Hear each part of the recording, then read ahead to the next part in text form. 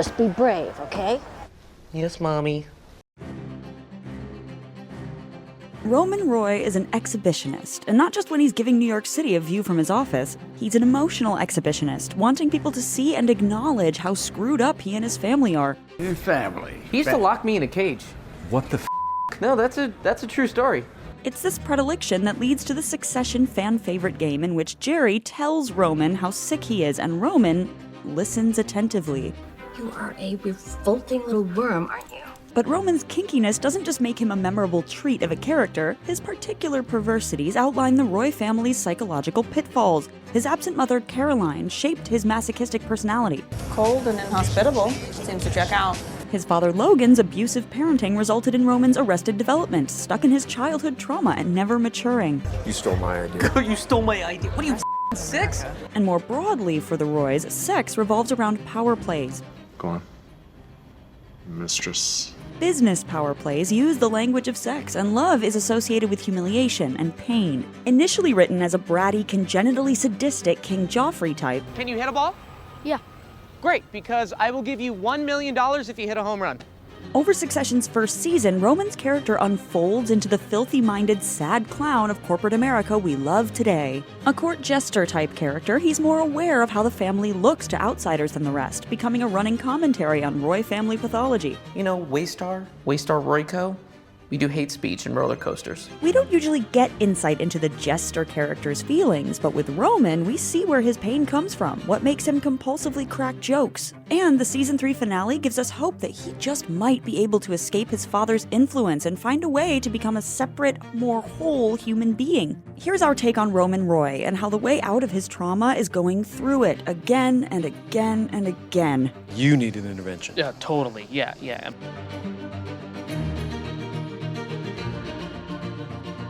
If you're new here, be sure to subscribe and click the bell to get notified about all our new videos.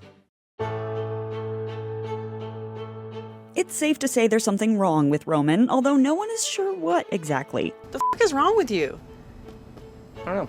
To be fair, there's something wrong with all the Roys. They're a family of pathologically narcissistic and deeply damaged individuals with personalities warped by cruelty and obscene wealth. But the surface-level explanation for Roman's particular weirdness are his mommy issues. Poor Roman. His dreams of porking mom slipping through his little lubed-up fingers. Mommy issues can be defined as an umbrella colloquialism for a number of ways an unhealthy relationship between mother and child can affect the child's personality and attachment style. In the case of Roman and his mother Caroline Collingwood, she was a cold and absent mom. You were just an absence.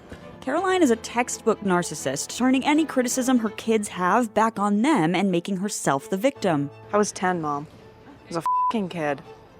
You were 13, and you knew how to twist the knife. Since the mother is usually the initial caregiver, this relationship lays the foundation for a child's ability to trust and bond with others, including later sexual partners. When a mother's unloving, withholding, or even derisive like Caroline, I should have had dogs. children may believe the problem isn't with their mother, but them, that the reason the mother rejects them is that they are fundamentally unlovable, disgusting even. Roman, as the youngest boy in the family and recipient of emotional abuse from both his parents and his elder siblings, has grown up feeling love and mistreatment to be inseparable. Don't threaten me, Gerri. I don't have time to f*** off. Adult Roman has grown into a classic exhibitionist, Can I suggest we all take our shirts off? someone who wants people to pay attention to him and to be disgusted when they do, because he sees himself as repulsive and because that's what connection felt like in his childhood. Ken, make him put his shirt on. Roman constantly makes perverted jokes. We need to control the narrative. Control the narrative. You probably yell that when you Oh, control the narrative. Oh, control it. Control the narrative. Oh. Meanwhile, there's a disconnect between Roman's sex talk and his ability to connect with romantic partners. We learn early on that Roman doesn't have much sex. You love showing your pee-pee to everyone, but someday you know you're actually gonna have to f something. When Roman tries to sleep with his girlfriend Tabitha, he suggests she play dead because he needs the sex to be taboo or wrong in some way. Do you think there's a way that we can, like, make it kind of, like, wrong? And while Tabitha is uncomfortable with Roman's desires, he eventually finds acceptance of his attachment style in Waystar Royco's legal counsel/fixer, Gerri. Succession is full of Oedipal references, and a lot of the jokes are about Roman wanting to sleep with his mom. How romantic would it be? Imagine that, if you could marry mommy on her wedding day. The show links this to Roman's attraction to older women, like his father's wife, Marcia. Did I say that I was going to f Marcia? No. Although I definitely would. Because she's hot. And especially to Gerri, who feels like the closest thing the Roys have to a semi-maternal figure. Gerri's and Roman's building attraction culminates in special conference call scenes where Roman enjoys being humiliated by Gerri. You have a problem, Roman. A revolting problem in your head. This is why you'll never be anything but a disgrace. So what exactly makes this union sort of work? Fans and critics agree the Gerri-Roman liaison is genuinely hot. So apart from the glaring dearth of older woman-younger man pairings on TV, what makes Gerri and Roman so compelling? The first factor is the natural chemistry between the actors playing the duo, Kieran Culkin and J. Smith-Cameron. And look at this behind me. Look at it. I can smell you.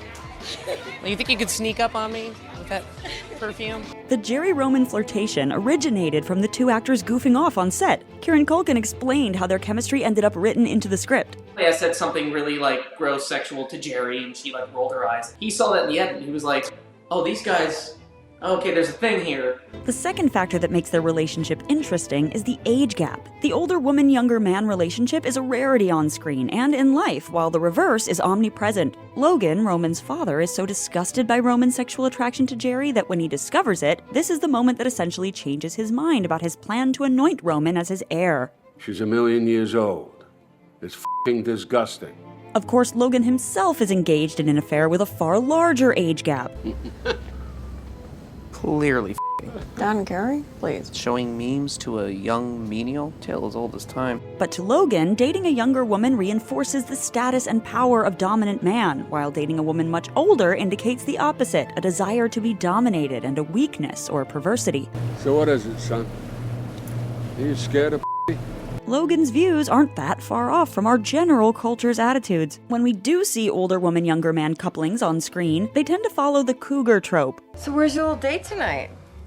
Mrs. Robinson, you're trying to seduce me. And the hypersexual cougar is treated as a one-dimensional fantasy or a punchline. Roman and Gerri's dalliance is humorous, but not at the expense of her age or his desperation. The key to the attraction for Roman is Gerri's personal qualities that are partly acquired through years of experience. I've always thought of you, and I mean this in the best possible way, as a stone-cold killer bitch. Who says you don't know how to flirt? Gerri has the assertiveness and the motherliness Roman yearns for. Plus, she understands and knows how to satisfy Roman's needs. The Gerri-Roman relationship is satisfying to watch because it becomes therapeutic. Having his taboo desires met in a safe space seems to make Roman more confident and more ready to take on responsibility maturely at work, too. Finally, factor 3 in their relationship, the power dynamic. You're acting like an overexcited little boy. You know, technically, I'm your f***ing boss. It's rare to see convincing, nuanced sexual power exchanges on screen, and Succession dramatizes just how messy this one is. Roman is aggressively pursuing a woman whose career depends on his family's employment, and in the process, he's crossing all kinds of boundaries, like trying to send her d pics during a meeting. On the other hand, Gerri is confident and experienced. She knows how to keep him in line. The thing is, I am dating, and that needs to be understood. Okay, I get it. Yeah. And also, he wants her to humiliate him. So as inappropriate as it all gets, and what doesn't on Succession, there is a general feeling of equality in their relationship. But lest any of us started to get too warm and fuzzy about this romance, the season 3 finale destroys all the personal growth we've been seeing happen via their dynamic. In the moment of Roman's greatest need, in the same scene where he's just been screwed over by his father and his biological mother, he turns to his other maternal presence, Gerri, for help, and she reveals that her first priority is professional self-preservation. You can help us, right? You can help us stop him? But it doesn't serve my interests. How does it serve my interests? On one level, the line clarifies that all along Gerri was trying to keep their relationship professional and mutually advantageous and to instruct Roman as much as she could in business. Yet the result is, once again, Roman has misguidedly sought solace and understanding in a mother figure who turned out to be cold, selfish, and destined to reject him. There's a saying that everything in human life is really about sex, except sex. Sex is about power. In Succession, business negotiations are described in sexual terms. Are you guys trying to me here? Is she gonna us? I hear you bent for him, and he you. This creates a strange effect where the trash talk ends up sounding like dirty talk, and the Roys' constant business talk means they're often describing being sexually dominated by family members. We just walked in on mom and dad f***ing us. While it seems that sexual abuse hasn't literally taken place in this family, emotional abuse has been the norm, and that's what all this language points to. Fundamentally, a denial of personhood, an assault on personal boundaries. He's like a sex robot for dad to He's like an old beaten dog. The sexual trash talk also communicates the pure obscenity of wealth. There is something dirty about being as rich as the Roys are. There's a reason we call it being filthy rich, and the Roys' perverse, cruel, animalistic language reminds us just how distorted their moneyed world is. She can't hack the hate. Well, she can off and enjoy her lily-white chicken flesh conscience working for a phone company. Actual sex in Succession, meanwhile, is rarely about just sex or love, but more often an instrument of power. For Logan, love is synonymous with domination.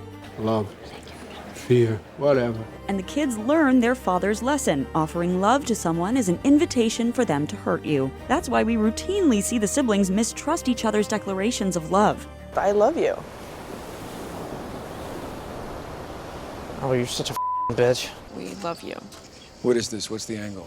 Of the four siblings, Roman is the one most overtly seeking love. He cares about his parents and says so. So, yeah, love you, Dad. Uh-huh. Bye. Roman's out. But in the Roy family, wanting love equals being a masochist, inviting people to take advantage of you. Logan actually makes fun of Roman for showing love towards him. To dissect I that. want my daddy. I never figured you for a No. Caroline succinctly describes Logan's approach to love. Oh, you could have had dogs. No, not with your father. He never saw anything he loved that he didn't want to kick it just to see if it would still come back. And Roman is that beaten but still loving animal. Logan literally hits him. Don't with me! Hey! Connor says, You are one sick puppy. and Gerri reinforces the image. You little slime puppy. You're a sick animal. But still wanting love and wanting to put love first is what gives Roman the potential to be more than just his father's miserable pet. Guess I finally broke out of the cage. Can't keep a good dog down, right, Ken? I'm going to grow up and become a real little boy and learn the price of an egg and do phone sex with my girlfriend like a normo. For all the Roy's money, therapy, and rehabs, they're stuck in their family's past trauma and remain under their father's thumb. Their arrested development comes out in their childish behavior. You, man. The constant sense that they're kids pretending to play important grown-ups. Do you want to call your dad? Do I want to call my dad? The number of scenes that take place in childish settings, and the many references to children's books and games. What's he doing? Is he playing with his Legos? You're playing toy soldiers! Fundamentally, the Roys are still trapped in childhood because they're still fighting for that scarcest of resources, their father's love. Your friend doesn't like you, boo-hoo, boo-hoo. Dad wants to fire you, woo-hoo. Succession's plot is built around, well, succession, the question of who will fill Logan's shoes at the company. But emotionally, the show is about a different kind of inheritance, the trauma and abuse the siblings get from their parents, who probably inherited it from their own parents, and which the siblings will probably hand down. My guy says that if Dad had had therapy, I wouldn't need so much. My guy's surprised I got through it at all.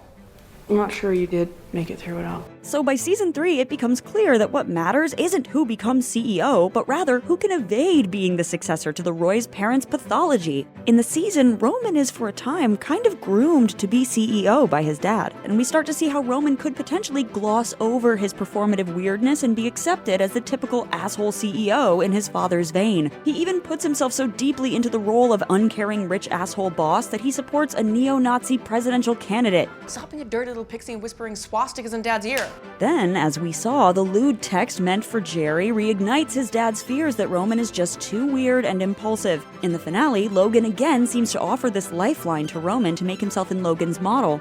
If you need to get straightened out, get straightened out. but a little later in the episode, a shift occurs. The siblings' strategy meeting in an empty lot during their mother's wedding turns into an emotional conversation. Leave me here with all the feelings. Thank you. And an actual display of affection and support for each other. Can I be with you guys? Yes. Okay. When they head to confront Logan, they're a united front for once, and it's a great personal moment for Roman that he backs his siblings instead of caving to his dad, even though it ends up screwing him over in that situation. Can you take him out, Romulus? I don't trust him. It just might be better, if we all here. The fact that Roman is able to stand up to his father when supported emotionally by his siblings shows that his seeking love is his strength as a person, even though it's a weakness in this world. So this is the best evidence yet that Roman could actually grow. What have you got in your hand? What have I got? I don't know. Love? The great irony of many stories about the rich is that people who have everything in the world still lack something as elementary as love. It's when the Roys engage with common human experiences like sex and love and family that we see how tragic they really are. Just want to let you know Mummy still doesn't love you. Bye, Ken, bye. And it's through Roman, who wears his heart and his pathologies on his sleeve, that we can understand and empathize with their twistedness. Roman's relationship with Gerri is its own kind of fantasy, and while the reality slam at the end of season 3 is a reenactment of his dysfunctional mothering, it was after he asked for help and stood up to his dad. I do think that we puke could make a pretty good team. So if he can continue to seek out love in whatever form that takes for him, Roman just maybe still has a chance of escaping his childhood. Maybe a couple of years under the wing of an older hen could see me crack out of the old egg. This video was written by friend of the take, Anya Formozova. If you liked the ideas here, you can check out her channel, Q22, for more interesting cultural insights. Click the link in the description below.